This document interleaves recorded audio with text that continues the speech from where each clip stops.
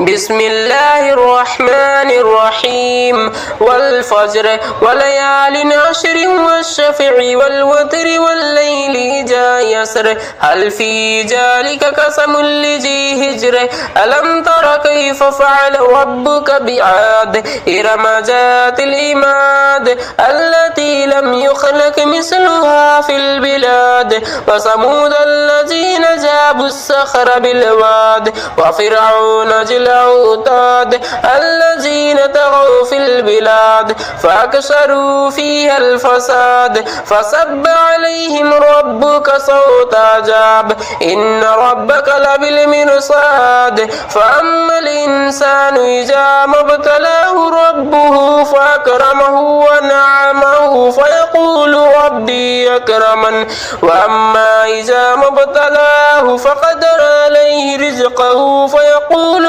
ربي أهانن كلا بل لا تكرمون اليتيم ولا تحاجون على طعام المسكين وتأكلون التراث أكلا لما وتحبون المال حبا جما كلا إذا دكت الأرض دكا دكا وجاء ربك والملك صفا صفا وجيء يومئذ بجهنم يومئذ